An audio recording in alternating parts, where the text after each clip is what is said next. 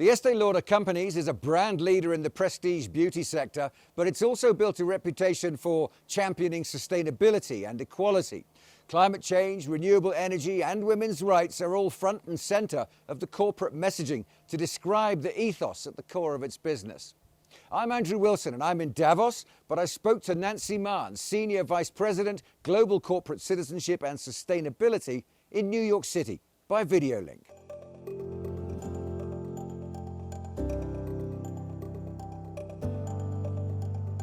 Hello, Nancy. Good to talk to you. It's true, isn't it, that the Estée Lauder Companies have been engaged with sustainability issues for quite some time now? Yes, the Estée Lauder Companies, particularly through the leadership of William Lauder, was very, very early into solar energy, and also Leonard Lauder and Evelyn Lauder were very committed very early on to citizenship and giving back. Tell us about the importance of dialogue in all this. You know, citizenship and sustainability is a very dynamic, interesting space, and we find that as we move along, we really do need to continue to listen, particularly to our key stakeholders who are our consumers, our employees, and our investors. We also see consumers in our consumer insights where they are basically saying, hey, wellness and interest in social environmental impact is not a trend. This has actually fundamentally changed the beauty business. Yours is a family company, we know that, and how much of the family ethos permeates into what your organization does? That's a terrific question. Values really matter in business, and I think we see again and again that consumers, citizens, everyone is really looking for business to act responsibly. And every day, in every aspect of our business, we have choices. We, of course, really want to drive value for our shareholders and our consumers. At the same time, we want to respond ethically. And we have always had a very strong system of ethics and training of ethics. I was lucky enough many years ago to take a course with Leonard Lauder on branding. And one of the key pieces he emphasized is that what makes this company different and what makes us successful are our relationships. And what makes relationships with retailers or consumers, governments where we work, really is trust. It's openness, it's transparency, and it's having common goals. So I would say trust, transparency, relationships, humility, and not just saying we act ethically, but really breaking that down and talking about it actively within the business.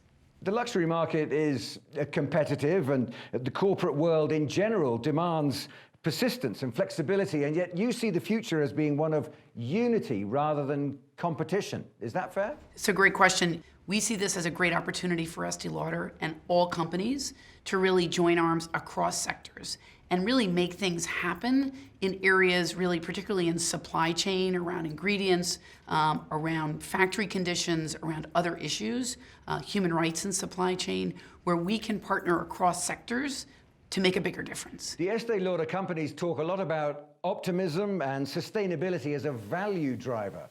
What's your experience of that? One of the core aspects of the work that we do here at Estée Lauder and what has made us so successful is what our CEO, Fabrizio Freda, has termed multiple engines of growth. And the philosophy really is that to build a successful business, you have to have different engines that power the business. What we're doing now is looking at how is our legacy of citizenship and sustainability, how has it always been a fuel for our business. The Estée Lauder Companies have long had relationships with issues like breast cancer and HIV/AIDS, social impact in general. We identify them with all these issues these days. Is that what we might call purpose-driven retail? I remember a MAC makeup artist said to me a couple of years ago, and because she had these very high numbers on Viva Glam sales, I said, wow, how have you done this? It was actually the leader of our Portugal business. She said, look, it's one thing to sell lipstick. It's another thing to sell lipstick and save lives. How important is transparency? At the end of the day, beauty consumers really increasingly want to know what is in products and how the products work. The way that we're responding to that is that we are really focusing on ingredient transparency. And in particular, you'll see in our goals that we are focusing on, by 2025, having lists of key ingredients in our products. How important is humility? One of the key ingredients to succeeding in citizenship and sustainability is definitely humility.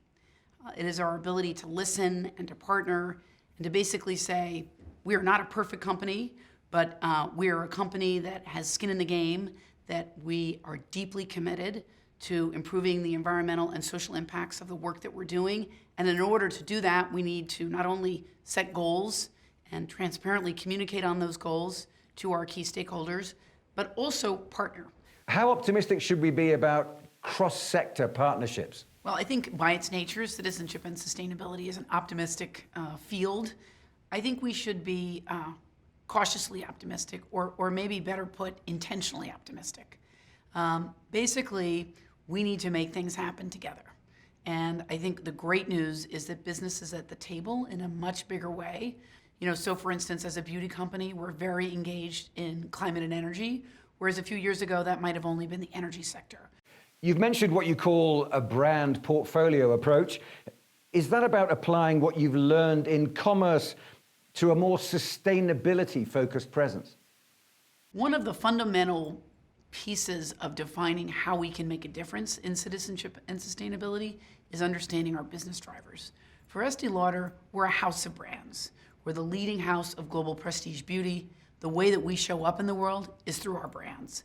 What we do through citizenship and sustainability is not only make corporate goals and corporate commitments, we're working to create best-in-class abilities to have our brands compete in every different region. We also aren't taking the same approach to citizenship and sustainability in every brand. In fact, really, that's a lot of the work of our brand presidents and their teams. And we bring them the tools and we ask them how, through consumer insights and also through a lot of their employee work, how is it that we can power their business?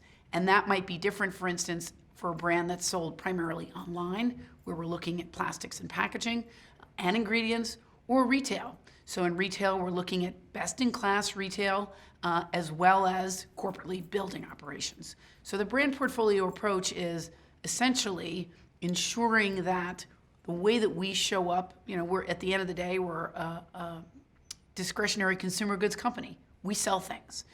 And we sell things through our brands. And so our brands, engaging our brands and equipping our brands are really important. And so we need to have a practice that can help out, for instance, Innovata, which is very forward-leaning on an environment, and for instance, Clinique, which has been very forward-leaning on social impact, and increasingly now also environment. What's your prognosis about the future of the corporate world? Can you envisage a future where corporations really engage with the sustainability issues and continue to thrive? Does sustainability make economic sense? What's exciting to me is we're now looking at sustainability and citizenship as an integral part of business, not quite frankly as a kind of nice to have, but how does citizenship and sustainability show up in consumer preference, in investor decisions, whether they be individual or institutional, and then how do we as a business be as good as that as we are in other aspects of our business? And that to me is the exciting, interesting part. Sustainability, quite frankly, used to be fairly one-dimensional. Now what you're seeing is sustainability and citizenship is becoming like finance or marketing, where there's multiple dimensions across business units. So we're really looking at, for instance, in Treasury, how does sustainable finance show up in our business? Or in product development, how does sustainable products show up? And that, to me, is the great opportunity and where we meld, honestly, the very technical information around sometimes citizenship and sustainability and the incredible business prowess and working together so it shows up. Great stuff, Nancy. Good to talk to you. Thanks very much. Thank you so much.